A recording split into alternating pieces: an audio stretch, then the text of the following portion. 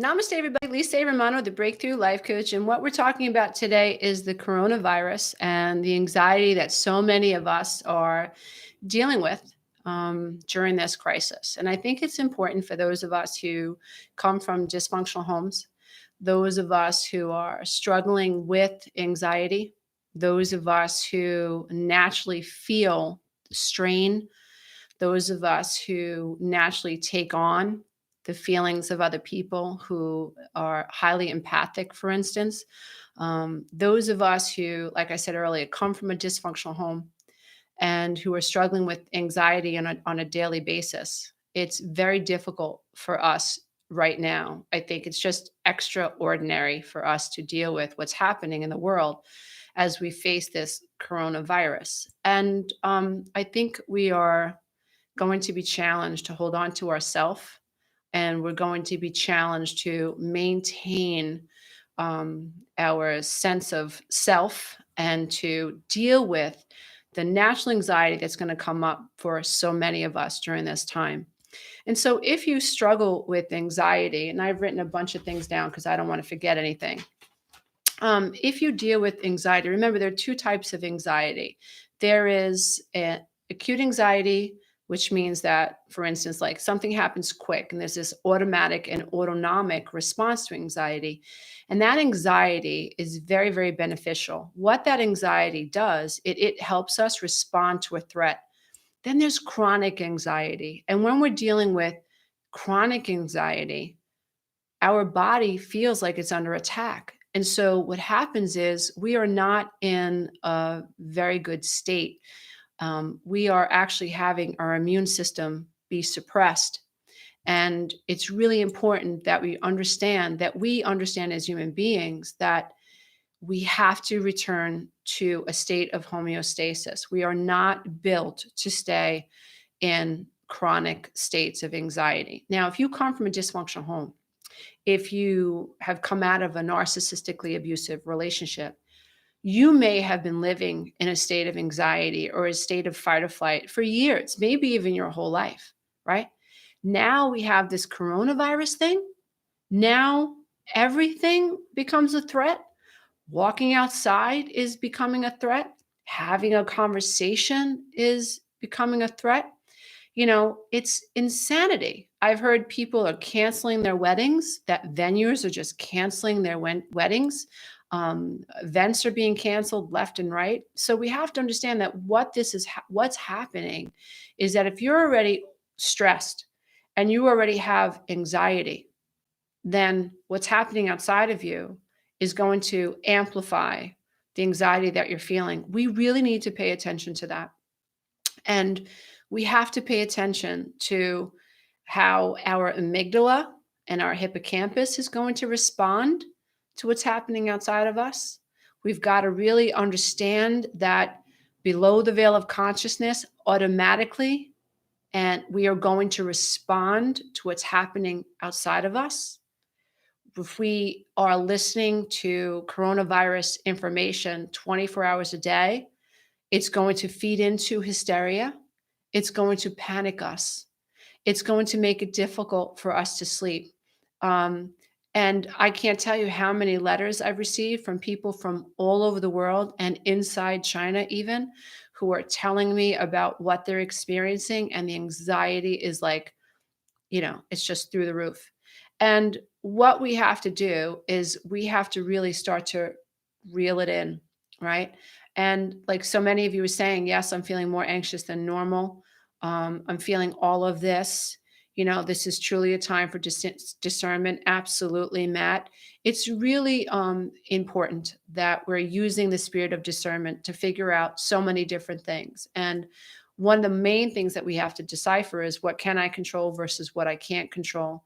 And so remember that it's normal for you when you feel like you're losing control to want to control something. So it's craziness because the more powerless you feel, the more you want to control something. And this is just something that we really can't control. We can move into preventative measures. And if you do get the virus, there are things that you can do. And to prevent the virus, there are things that you can do. But when you really think about this idea of powerlessness, the more powerless you feel, the more instinctive it is for you to want to control something. So I've had moms reach out to me and say, I have no patience with my kids. I'm snapping at my husband. I've had husbands reach out to me and say, I have no patience for my kids. I have no patience for, my wife. Like, what's happening to me? We're all feeling it, right? The field that we live in is electrified. We all live in this unified field of energy. And I know there are people out there like, oh, she's talking about energy. Oh, it's this hokey pokey stuff. Everything is energy. If you don't believe me, look up at the sky. The sun is being suspended in space through a field of magnetic energy. You are a part of that unified field, as am I. All of this that's happening now is electrifying this field with tremendous anxiety, and it's going to touch you. You're going to feel it. The question now is, what do I do about what's happening in this field? Because it's going to touch you, right? And so we have to be careful that we're not trying to control things that we can't control. Very, very important. Anxiety, in my opinion, I've had depression, severe anxiety disorder, like panic ridden. I've had very, very dark days. I would say most of my life was very dark.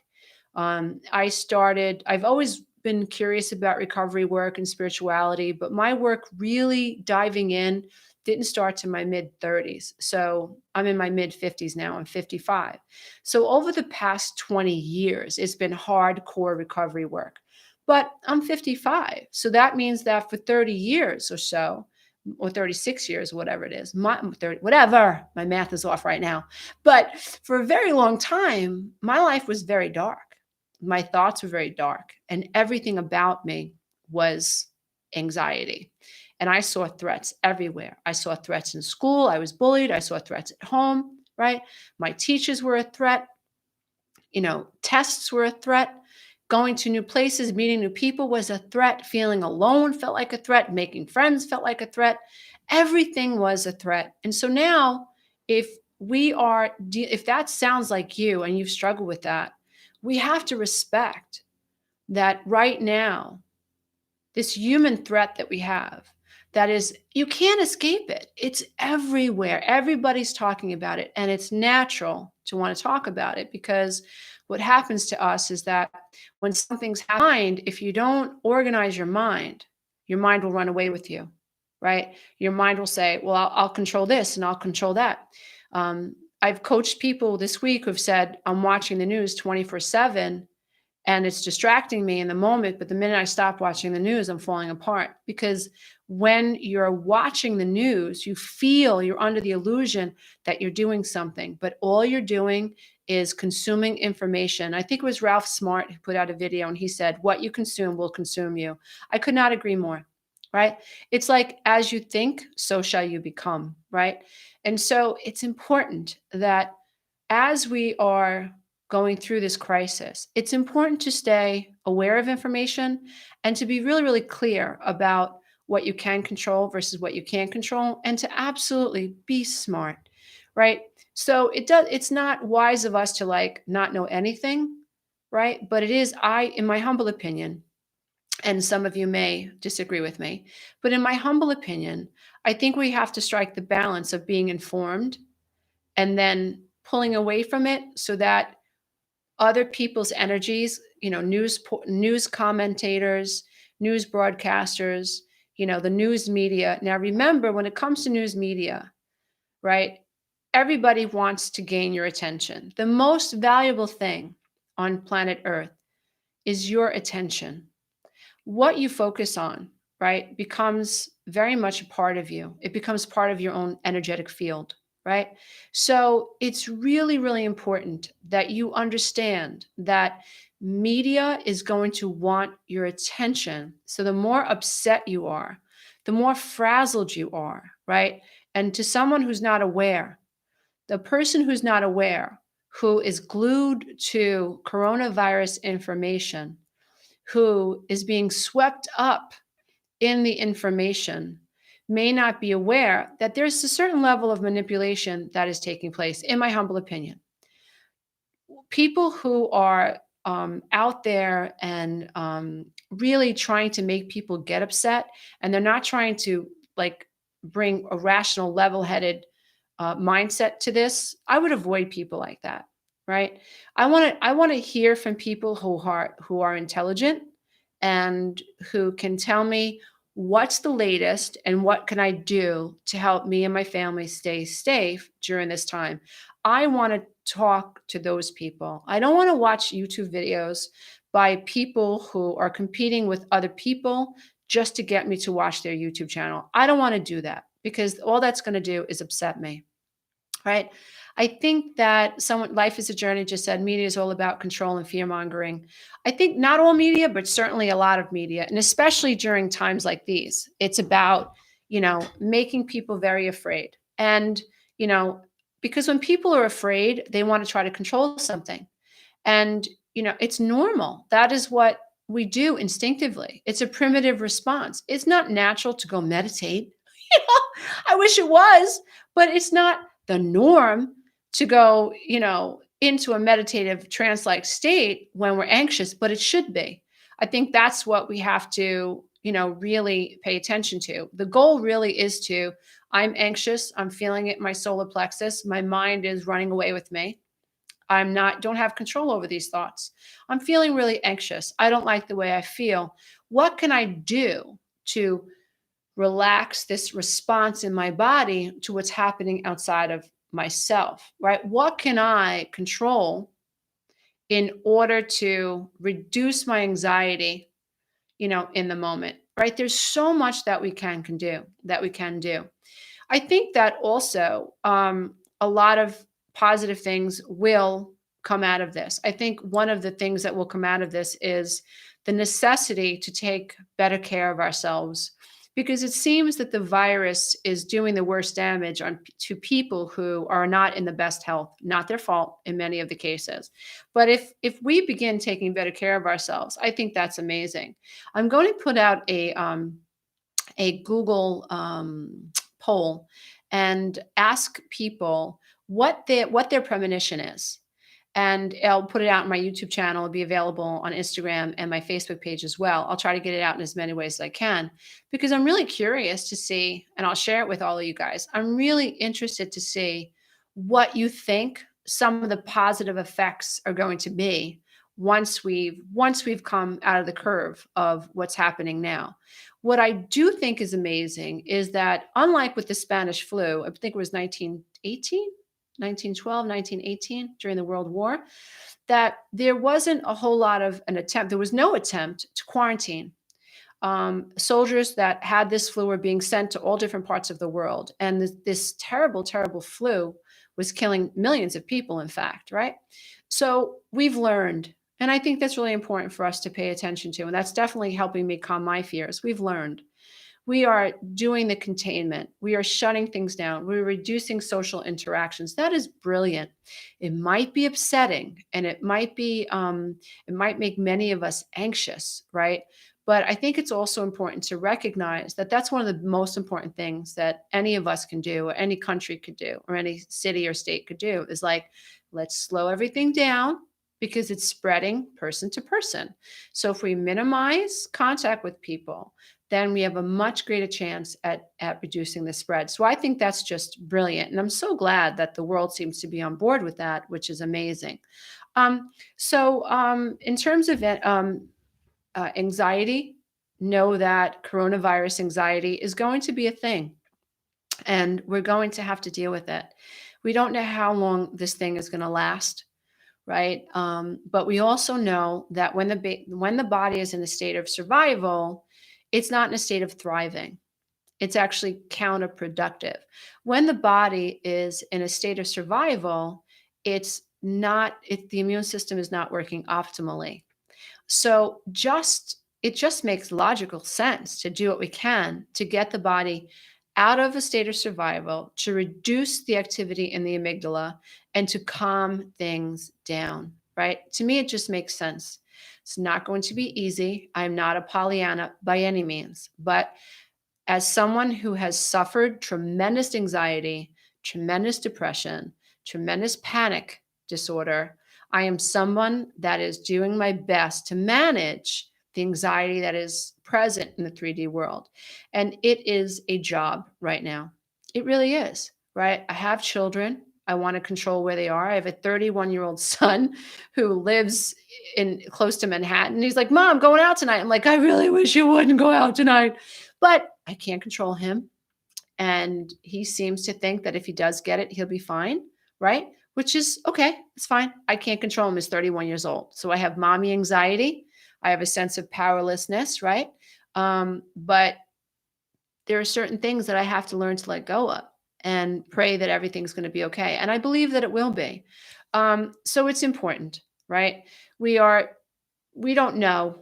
We could be being exploited, in different ways right now. Often people during times of crisis, fear is something that does get exploited. And if you can make someone afraid, then you can control them. I think that the most valuable thing that we can do for someone is make them unafraid. Their body works better, their mind works better, their homes work better. When we stop being afraid of narcissists, suddenly we're able to self-care and we're able to self-love. When we are no longer afraid of disappointing people as codependents, suddenly codependency is being healed, right?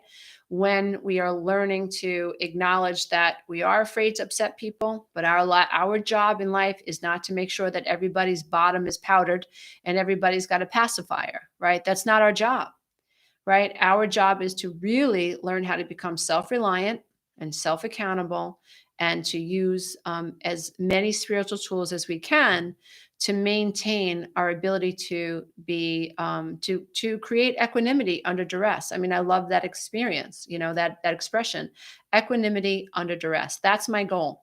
I don't want you to be afraid. I don't want my children to be afraid. I don't want you to be afraid to break up with a narcissist. Or if you are dating a narcissist, you're married to a narcissist, and you might be afraid to end the relationship. I want you to know that the fear is normal and do what you have to do anyway, right? I don't want you to be afraid to go after your dreams. I want you to be fearless. Or if you do have fear, I want you to be able to manage the fear, right? And because in life, we can't serve two masters. You can't thrive and have your body work optimally if you're in fear. It just does. You have to choose. We have to choose. I can't love and hate at the same time. I have to choose.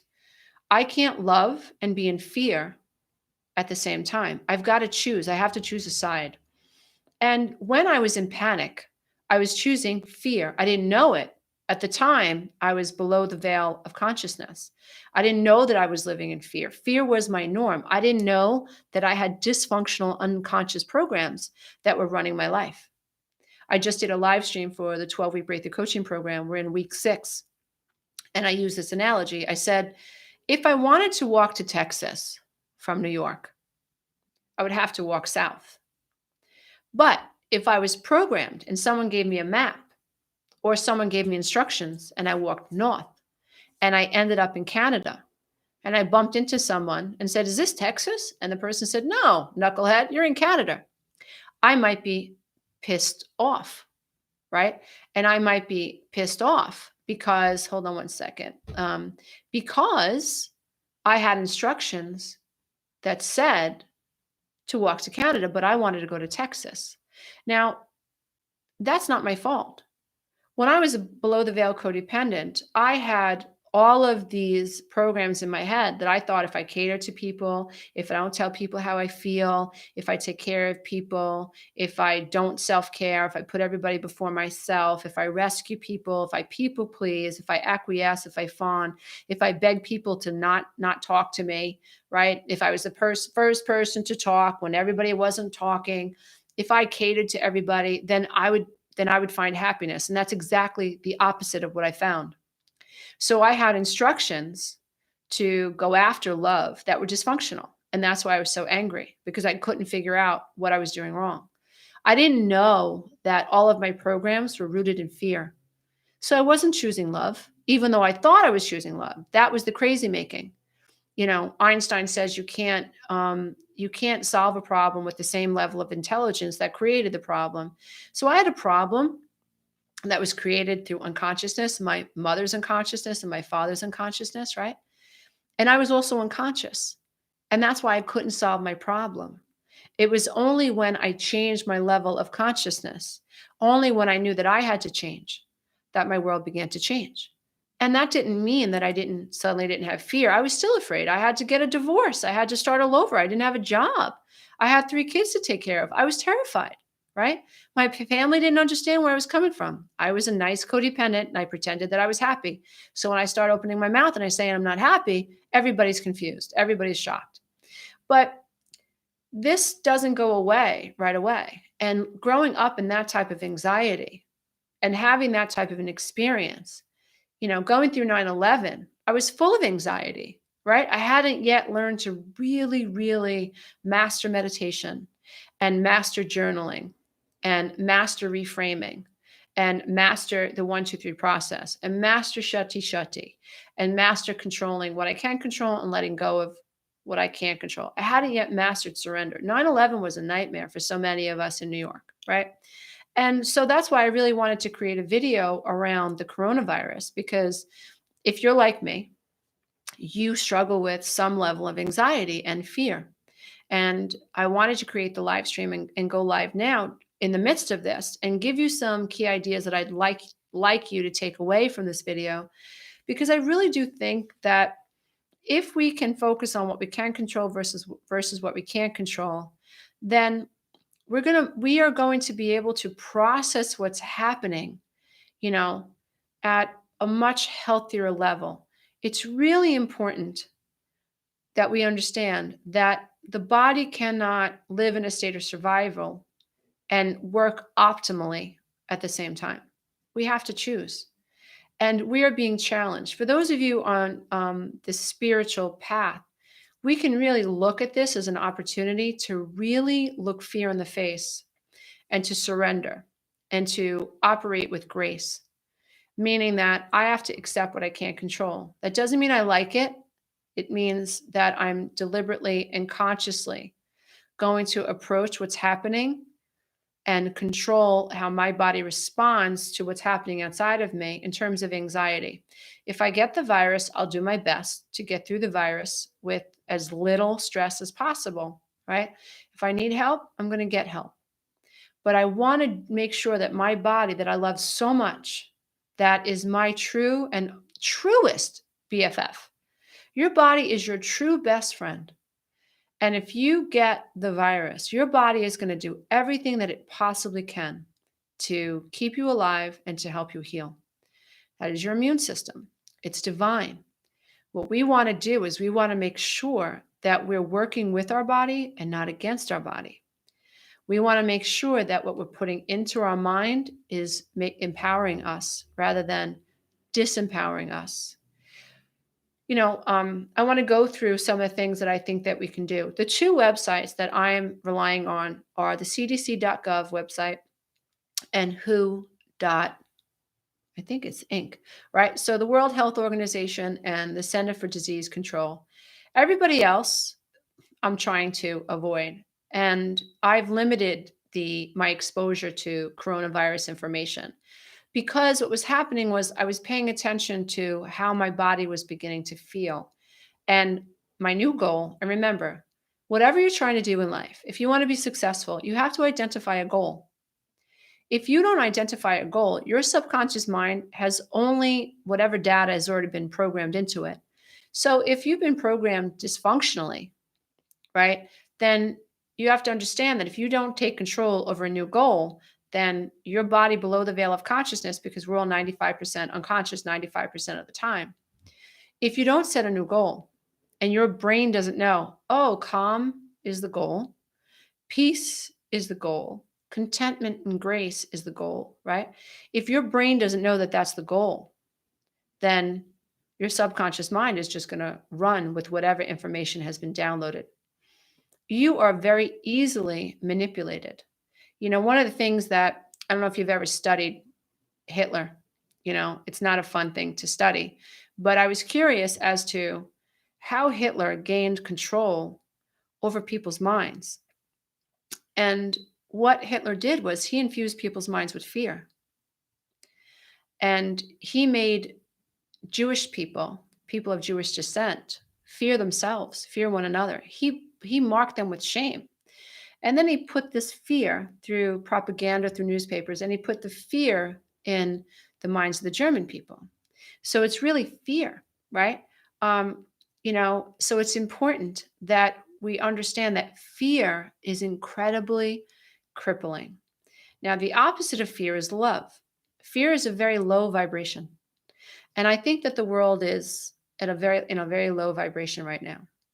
And we have to do all that we possibly can to raise our personal vibration.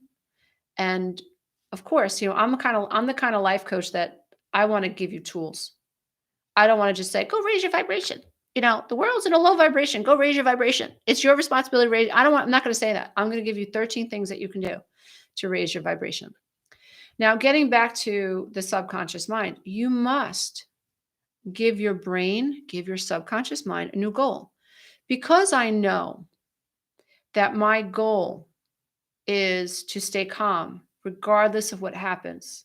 My subconscious mind avoids the news media unless, once a day I'll check what's going on. I want to be up to date, right? My mind does certain things. I won't talk to people who are anxious and nervous about this. I won't do it. Um, I'm going to do certain things to help me prevent it. I'm going to take certain supplements, for instance. I'm going to wash my hands. These are all things that are going to help me remain calm.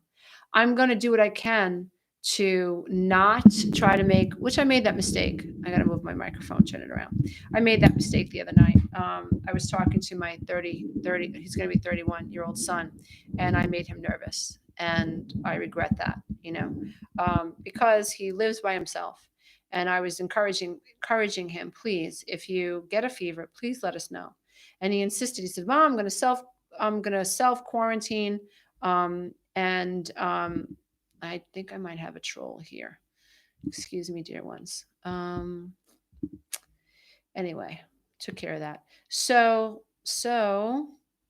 anyway, I really don't understand why we have to have people troll and say unnecessary things, but I guess it is what it is. People are anxious and they're uptight these days. Anyway, and so I want to make sure that you guys understand that having a goal right now during the coronavirus crisis is going to really be beneficial. So waking up, and I'm going to offer you what I do. I wake up and I know that I want to stay calm. And when I notice that I've done something that worked against that, then I correct it quickly. So like I said earlier, I made my son nervous about this information. And I sent him a text the next day apologizing. I'm really sorry. And I know everything's going to be okay. I'm your mom. And I have an issue with powerlessness, especially when it comes to my children. I can't protect you from this. And it makes me very anxious. But I'm sorry. I didn't mean to throw that on you. You're an adult, and I'm sure you'll handle this in a very mature way. Right. So those of us who are parents, this type of anxiety might show up in us because of our children. That's normal. And we have to really address that. And we have to be prepared for that because we don't want our children to pick up on this anxiety. Like I said earlier, we survived 9/11 here in New York. And my little one was about 4 when 9/11 struck. And she didn't understand terrorism, but she hardly talked to anybody else but me for 2 years. Not many people noticed it, but as her mom, I noticed it. Our children are absorbing this. They're watching us. They're watching people, and they're watching what people are watching, right? I went to the grocery store yesterday and I walked out. There were so many people. The lines were down the aisles. The food was off. I mean, there were empty shelves everywhere. And I didn't like the way I felt in the grocery store. So I grabbed my daughter. I said, we're leaving. And we left. And we went to a smaller grocery store where there wasn't all that chaos, right? So I'm paying attention to how I feel around people. And if I don't like the way I feel, I'm out, right? And I'm protecting myself because my brain knows the goal is peace right now and to stay as calm as possible. So anxiety, it's about feeling uncertain. It's unpredictable. What's going on is frightening right now. Valid. It's an unknown. Right now, everything is being seen as an enemy. So things that used to bring you joy, you might now be seeing as something that's frightening. A handle, a walk in the park, your favorite cup of coffee at a cafe. You might be beginning to feel anxious about this, and that's normal, right? So, but we just have to pay attention to what's happening to us in the primitive brain. What's happening in the amygdala? What's happening in the hippocampus? What's happening in the thymus gland? What's happening in the thalamus gland? What's happening? The HPA axis, is it becoming activated, right? How are we feeling? Are we becoming more and more agitated? How are we responding to our children? And so it's important to recognize how what's happening in the 3D field is affecting you, what's happening to you internally, and to recognize that we do have a lot more control over what's happening to us internally than we might realize, especially when we're being bombarded, right? Um, so we naturally fear the unseen, which is normal. Um, we don't want to see people suffer, and we don't want to suffer, but these are things that we can't really control, right? So it's important that we recognize our source of anxiety and what's really happening inside of us. So now, um, mass consciousness is at a high peak right now, right? Wouldn't it be wonderful if, instead of focusing on the coronavirus, even though we have to right now to keep ourselves safe and to use precautions, I get that. But imagine if the entire world was unified, and we were talking about love right now. And imagine if the mass consciousness right now, that it peaked with love rather than fear. Just imagine that. That is just an incredible thing to think about. I mean, we're dealing what we're dealing with at the moment, but it's really incredible when you realize that mass consciousness is at a peak anxiety level right now. So you have a lot coming at you, right? There's a lot of psychic attacks happening right now. And we want to make sure, as those of us who are on the healing path, and many of us are on the spiritual journey, the journey towards enlightenment and evolution, we want to make sure that we're taking control over our own self, what's happening in our mind. And we're pushing back on things that we don't want to permit into our psychic field, right? So, like I said earlier, we all live in this unified field, so we're all going to be impacted by it. So, let's talk about the 13 things that you can do to help combat the coronavirus anxiety. So fear is a very low vibration, and it's not good. So, the one thing that we want to do to raise your vibration is to meditate. So when I first started meditating, I knew nothing about meditation. And I use meditation as a way to calm my anxiety and my mental chatter. So I have a ton of YouTube meditations. I'm also on Insight Timer. You can use anybody's meditation that resonates with you. Create a playlist of meditation teachers that you love to listen to, and try to figure out where you can use meditation throughout your day. I get up very early in the morning. I spend about an hour and a half to 2 hours on personal development work. I know that I am somebody that has to keep my mind aware because my programming is anxious. I have anxious attachment issues. I have abandonment issues. I know myself. I know what my past is. I know what my history is, and I accept that. I totally accept that. What I want to do now is manage my response to what's happening in the now. That's what I want to do. Meditation is a gateway to higher vibrations. So my first offer of advice is to learn to meditate and begin meditating. Meditate in the morning, meditate in the afternoon, meditate before you go to bed.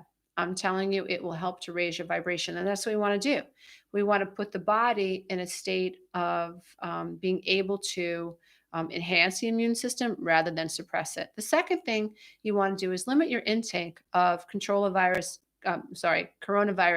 information. So, the president of the American Academy of Family Physicians says that the body count promotes hysteria. And so Gary Leroy suggests limiting virus information to 30 minutes a day. So try to remember life before the virus. Try to remember what you were doing and what types of things you were learning about before the virus hit. And see if, especially if you guys are in a state of quarantine wherever you live, a lot of my clients come from Italy, and they share that they're in quarantine and they're sharing how they're getting through it. And one of the ways that they're getting through it is obviously through meditation, limiting their information overload, and doing what they can to control what they can in terms of preventative measures. They've realized that, nonstop coronavirus information was making them worse.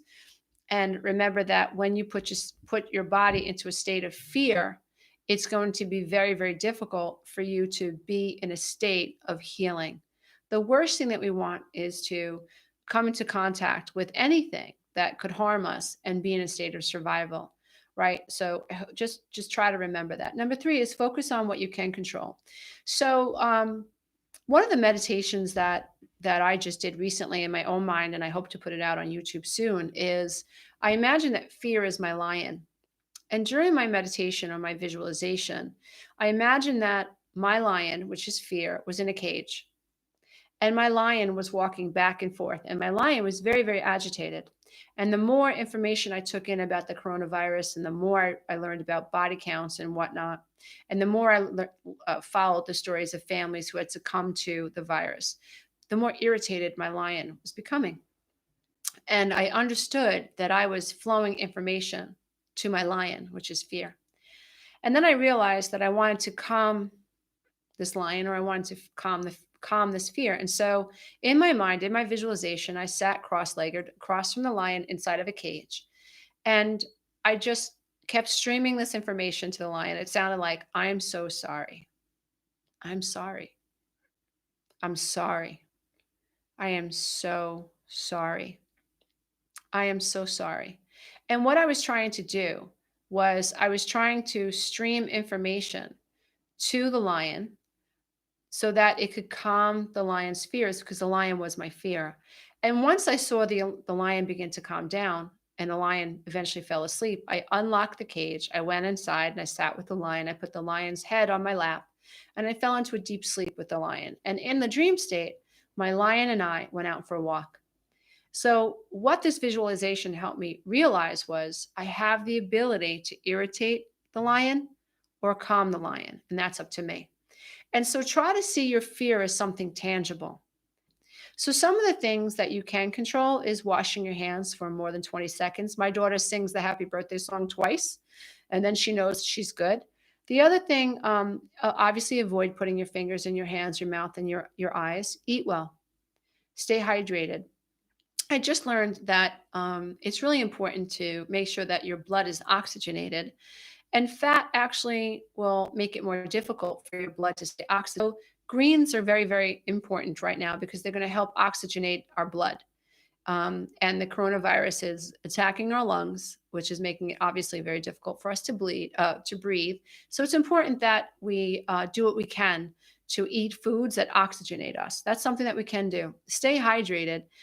Someone suggested drinking hot teas throughout the day, and sipping water about every 15 minutes. Avoid people who are sick. Obviously, common sense thing. Stay home if you feel sick. Do what you love. If you're at home, try to get into the state of flow. When you're in a state of flow, you're in a theta state or a theta brainwave state in most cases. And this is a very restorative state for the body. So rather than focusing on something you can't control, try to do something that you love, right? Learning something, crocheting, learning sign language, I don't know, read a good book, do something that makes you feel good, that empowers you. Plan on having, if you have family members with children, or if you have elderly people in your family, it's a really good idea to create a plan around that, because the elderly are going to need foods and they're going to need supplies, and they're going to be too terrified to come out of their house. So if you have elderly parents, or if you have elderly people in your neighborhood, calling on them, checking them, and arranging ways that these people can actually have groceries left for them, maybe outside their doorstep, because the poor elderly are terrified to come in contact with anybody. We're not allowed, at least here, we're not allowed to now visit people in nursing homes, but we can still send food to nursing homes, right? So see if there are people in your life that need a little bit of extra care. See if you can create a plan around that. That's something that you can control that'll help you feel less powerless. So, number four is talk to level headed people. I can't tell you how beneficial this is. So, I need to avoid people who are very anxious about this disease. And I want to talk to people who are level headed, somebody who's got real talk. I don't want to talk to somebody who's blowing smoke up my butt. That's not going to help me. I'm going to be able to see right through that. But I do want to talk to somebody who's level headed, who can help me see through the fog and who isn't going to exploit fear. I want to talk to somebody who is going to be able to help me go into state of thriving and come out of survival, right? Um, so remember that the brain likes the familiar, even if it's dysfunctional, right? So we want to take care of the way that we think. And I want to share this email with you that someone sent me. So she sends me this email and says, Lisa, before the coronavirus hit in Italy, all I did was worry about the narcissist at work. Today, I don't give a crap about her. And all I do now is worry about the coronavirus. I caught myself wishing to worry about the narcissist rather than the coronavirus. I realized I've never not known fear. Now I understand your videos and podcasts that speak about fear being the true darkness we must overcome. So it's really important that we speak to people who are level headed and who are not going to exploit our fear and make us feel worse. Remember, because the goal is to stay calm so that the body is in a state of thriving rather than constriction and survival. So, number 5, this is a great time to up your self care. This is a great reminder to love yourself, to quit smoking, to exercise, to eat well, right? To catch up on some naps, to take some Epsom salt baths, to figure out what vitamins and minerals your body needs, and to like really create a self care health routine. And this is a great opportunity to do that. That's something that you can control. Number 6, distract your mind, body, and soul. And remember that the brain can't tell the difference between a perceived fear and an actual fear. Really important that you recognize that. Um, so, although many of us may feel like watching the news 24/7, right? What's really happening is our anxiety is going up. So, instead of watching the media 24 hours, what you might want to do is learn something new. When you put your brain into a learning mode, anxiety goes down, and that's proven. Really, really important information. Um, and so that's something to think about. When I was creating my 12-week breakthrough coaching program, I wanted to put people into a learning mode and get them out of survival mode. And that's why I run my program the way I run it. I moderate it myself along with the team. And it's amazing that in the first couple of weeks, everybody's really, really anxious. And by week 3, the anxiety level starts to drop. And by week 4, people are really in learning mode. And it's absolutely miraculous because once you are in learning mode, your brain is able to see things it was never able to before. The thinking cap turns on. When you're anxious, you're in the amygdala, right? The prefrontal lobe is knocked offline. That's why it's so important that we focus on what we can control versus what we can't control. So, number 7, ground yourself, right? Put an alarm on your phone, and every hour or so, make sure that you take 5 minutes out of your day to ground yourself. So, I want to share one of the mantras that I'm using right now. So, the mantra that I'm using is I put my one hand on my chest and one hand on my belly. And the mantra is I am the balancing breath, and together I join my spiritual brothers and sisters to raise our planet's vibrations here, now, and forever. It calms me. It soothes me. It makes me feel like I'm participating in something that's pushing back darkness, that's pushing back fear. And even if it's a bunch of nonsense, which I do not believe it is, quite the contrary, I believe it extremely powerful. Um, it makes me feel better. And that's really all that matters, right? If this mantra is too hokey pokey for you, then the other mantra you can use is I am the balancing breath, and the calmer I become, the healthier I become. And that's a fact. The calmer you are, the healthier you are. Um, Number 8 is exercise, jog, lift weights, or spin. So, right now, it's important to recognize that exercise is a great way to reduce cortisol levels and to allow our anxiety to have an open door to run through, right? So if you're anxious right now, if you put your earbuds on, and I know it sounds so corny, but corny is my middle name. I love the Eye of the Tiger, the Rocky theme song. I love it. When I put the Eye of the Tiger on in my ears and I'm working out, I feel so empowered, and I don't want to stop working out. But exercise is a great way to help you reduce the anxiety over this coronavirus, and that's something that you have control over. Number 9 is yoga, right? So yoga, turn on YouTube, right? get on your yoga mat, do a couple of yoga poses a few times a day, rather than, be bombarded by information that you can't control, right? This is something that you absolutely can control. So coronavirus anxiety is real. We're all going to have to deal with it. And yoga is definitely a way to center yourself while we're going through this crisis. And my hope is that, with all of these things that we're learning right now to use to help control us, we're actually take it on into the future and do it in the future as well. So number 10 is really powerful. Alter your what if thinking. So most of us use what if thinking to the negative. What if I get the virus? What if my baby gets the virus? What if my husband gets the virus? What if this happens? And what if that happens, right? So it's all negative. This is called anticipatory anxiety. So we're using the prefrontal lobe against us rather than for us. And this exercise will help you use the prefrontal lobe and anticipatory anxiety in a positive way. So reframe what if thinking to the positive. So it sounds like, what if I don't get the virus? What if the person next to me doesn't have the virus? What if it's just a cold, right? What if this ends sooner than later? What if I am immune to the virus? What if my kids are immune to the virus? What if I win the lottery? I love that one. What if the world becomes a healthier place as a result of this? What if the world is more loving as a result of this? What if a new set of governmental rules is implemented and we are more prepared than ever in the future because of this?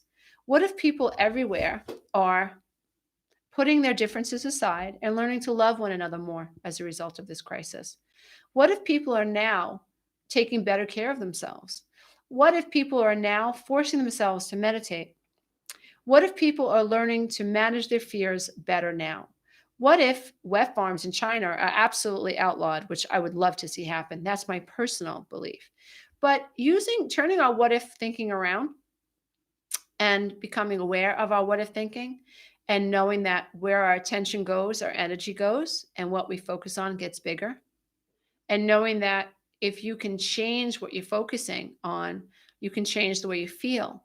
And then I'm not so sure we can become completely immune to the field, but certainly we'll have a positive effect on the unified field that we all bathe in. And we will not get swept up and get pulled into, these dark, frightening rabbit holes. And that's very, very important because in order to fight a virus, our body has to be operating optimally. Remember, your body is truly your best friend, and it has been designed to support you. And what we have to do is make good choices in the 3D world that are going to affect our internal world. And we have control over that. And we really need to pay attention to that. So if you're having coronavirus anxiety, limit your caffeine, right? So it's been proven that chamomile tea actually helps combat anxiety and fights depression. 4 chamomile tea bags in a hot cup of water, let it steep for a little while, and sip it throughout the day. Have a couple of bags a day. You might get sleepy, but you're definitely going to feel less anxious, which is phenomenal. So make sure that you're limiting your caffeine, right? Because that's only going to make you feel more anxious. So that's a really common sense thing to do, but it's something that you can control. So number 12 is get punked. Now, what do I mean by that? When I was really, really, really, really deep into my recovery journey, one of the things that I realized was I didn't laugh very often. I laugh all the time now. I laugh at myself. I laugh at silly things. It's like it doesn't take much to make me laugh. I think because that's where most of the time that's where my vibration is. It's very lighthearted. It's a high vibration. But I used to be down here with my vibration. Everything was serious. Everything was frightening. I was in a state of survival. Never knew where the next dime was going to come from. Never knew when my ex-husband was going to call me or text me or show up at the house. I never knew when I was going to have to call the police or not call. I mean, it was constant, right? And in observing myself, I realized that I didn't laugh a lot. And so I felt like something was blocked. And I woke up early in the morning and I would watch bloopers on YouTube. And I would literally search out the stupidest, funniest, most hysterical YouTube videos ever. And there were a couple of times where I woke up my children at like 5 o'clock in the morning because I was gasping from breath from laughing so hard, tears streaming down my face. Like, this is so stupid. And then my kids saw me laughing and then they started to laugh and it began to feel contagious, which is a beautiful thing. But I really do think that doing that on purpose, it was an exercise for me. I unblocked something. My mother was a very serious, anxious person. My father was a very serious, anxious person. I absolutely know that I absorbed their energy. And I know that my children absorbed my anxious energy. And it became a quest of mine to change that. And my son could actually, in my opinion, do stand up if he wanted to. If he ever got the confidence to do it, he could actually do stand up. He's literally that funny. And so, right now, one of the things that you can control is your state of laughter, like your vibration around lightheartedness. So it's difficult. It's a big, big leap. And so, like, if you're here, right, and you're nervous, and you want to be here, remember that it's not going to happen in one giant leap, right? But it can happen progressively. We want to move up the emotional ladder. So you may want to start with meditation, maybe a little bit journaling, maybe a nice Epsom salt bath, maybe some uplifting music, maybe dance in your kitchen to disco music. That's one of my favorites when I'm feeling blue. It's one of the things that I can control. And then move yourself up the emotional scale. Now, remember, the whole purpose of this video is to pay attention to our level of coronavirus anxiety and switch our minds to what can I control versus sitting in a soup of I can't control this and it's doomsday. We don't want that, right? We want to move into a state of equanimity under duress. That is a spiritual skill. Living in grace under duress is a skill. We all love being around people who have their crap together. I know I do. I love talking to somebody who's aware and knows what's going on, but they're not freaking out about it. I want to hang out with that person. I want to have a cappuccino with that person, right?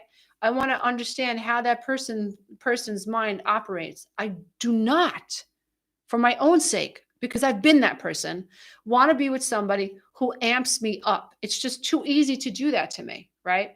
And that's why it's a literal job for me to make sure that I'm minding the way my mind thinks, that I am moving towards grace, that I am surrendering to what I can't control. This is absolutely crucial for all of us right now and for our children.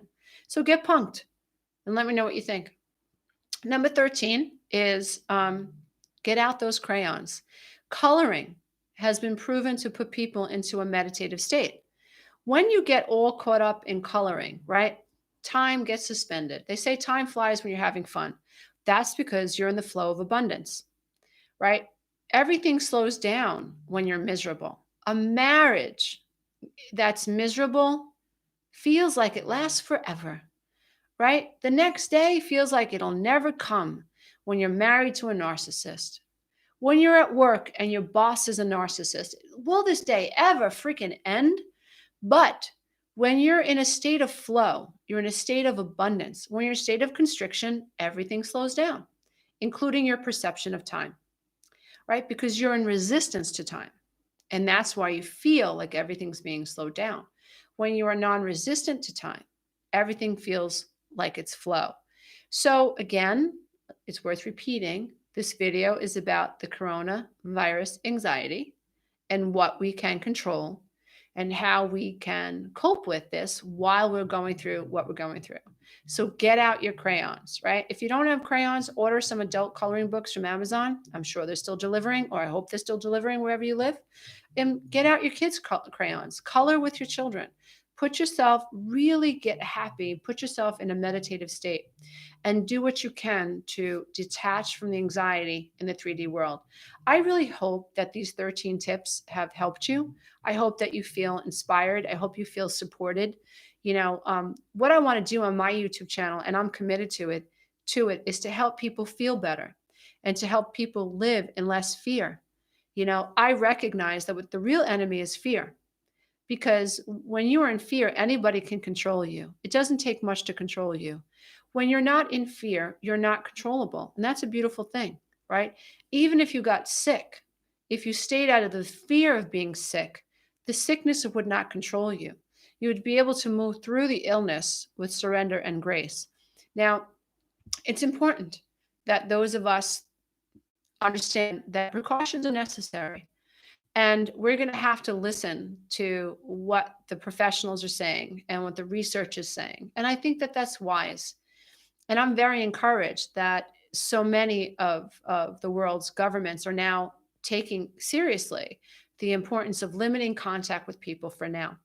Um, we've learned from our mistakes, so I think that's a beautiful thing. So, as uncomfortable as it might be, you know, and unsettling as it might be, I'm really hoping that this will come to an end soon. My fingers are crossed. I'm believing that this will come to the end soon. Everybody's being so cooperative, and it's just incredible how the world is coming together and trying to beat this thing. And we're important parts of that, right? So if we're sick, we stay home.